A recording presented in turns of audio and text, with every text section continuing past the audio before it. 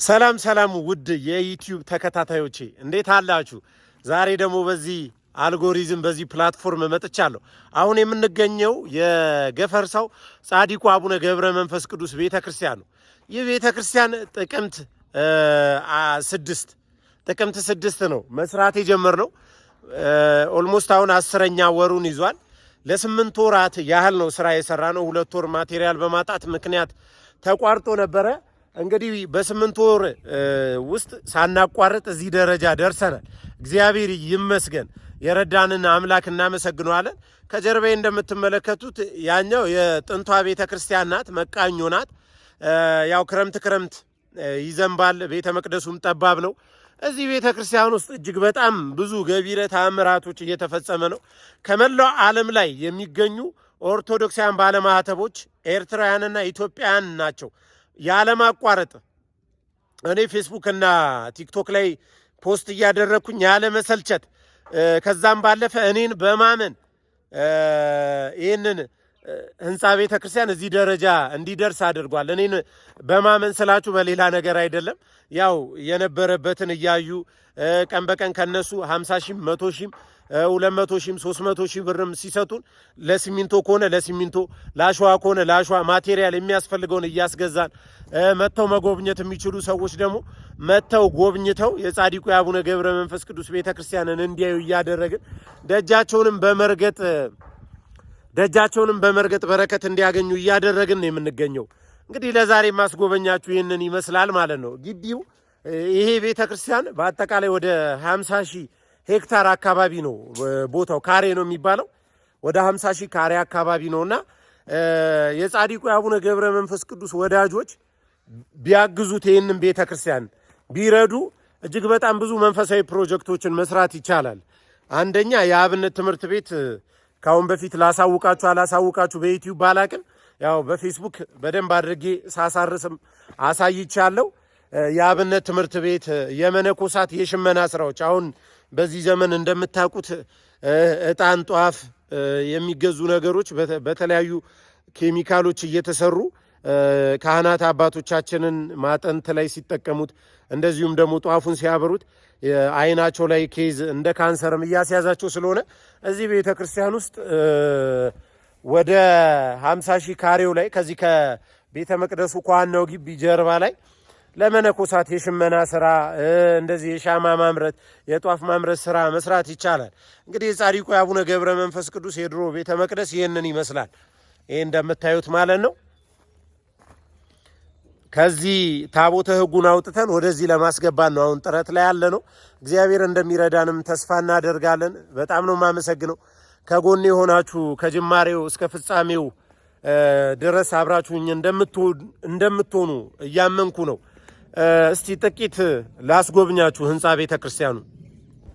ያው ሰብስክራይብ እያደረጋችሁ እንደሆነ ተስፋ አደርጋለሁ። የእናንተ አንድ ሰብስክራይብ እና ይህንን ቪዲዮ ጨርሶ መመልከት ለእኔ እጅግ በጣም የሚጠቅመኝ ነገር ስለሆነ በምትችሉት አቅም ሰብስክራይብ እንድታደርጉ፣ ሌሎችም ሰዎች ሰብስክራይብ እንዲያደርጉ።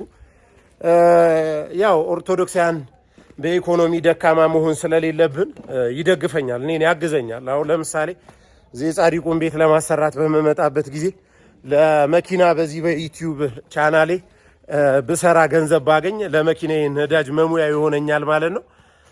ሰዎችንም አላስቸግርም። ይኸው እንግዲህ ቤተ መቅደሱ ይህንን ይመስላል። በጣም ትልቅ ነው እንደምትመለከቱት። እዚህ ጋር ትልቁ ጉልላት አለ፣ የመሃሉ ጉልላት።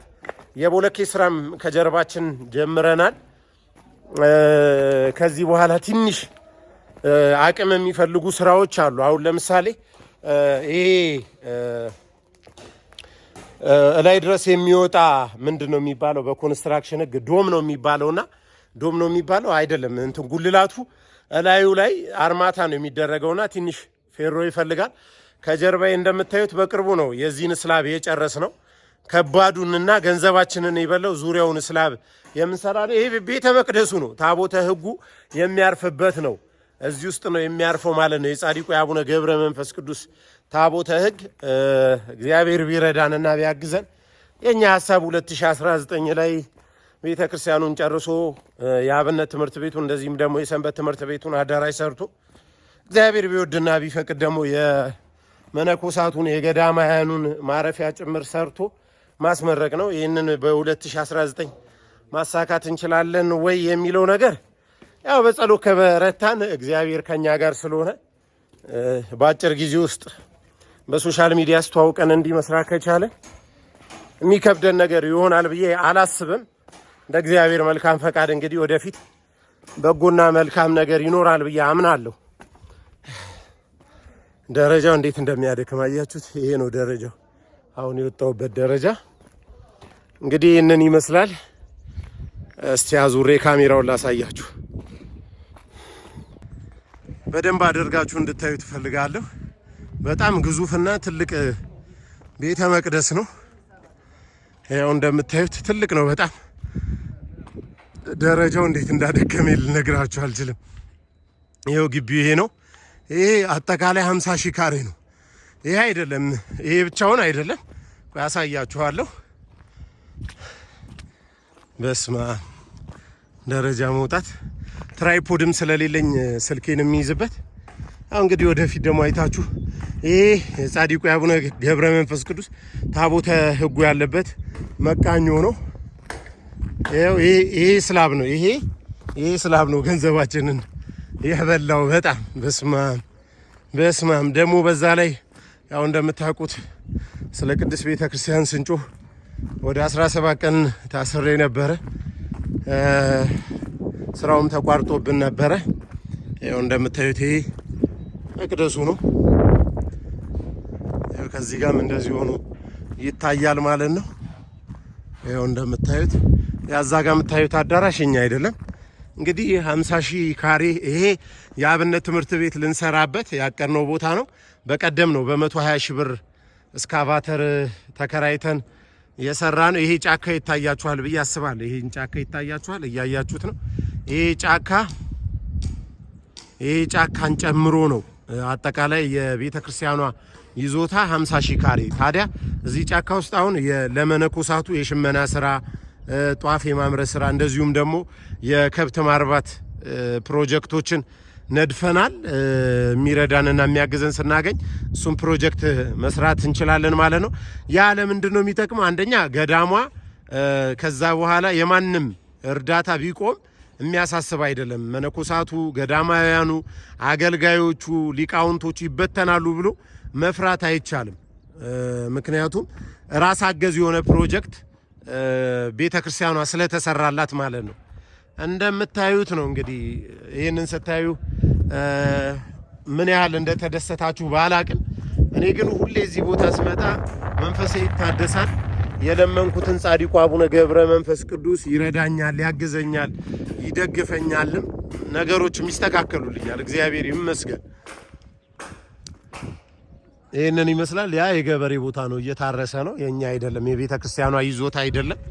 ያላት ይበቃታል። ቤተ ክርስቲያኗ 50 ሺህ ካሬ በጣም ብዙ ነው። ይዞታውን አስከብሮ እንትን ማለት ነው እንጂ ከኛ የሚጠበቀው ምንም በቂ ነው፣ ከበቂ በላይ ነው።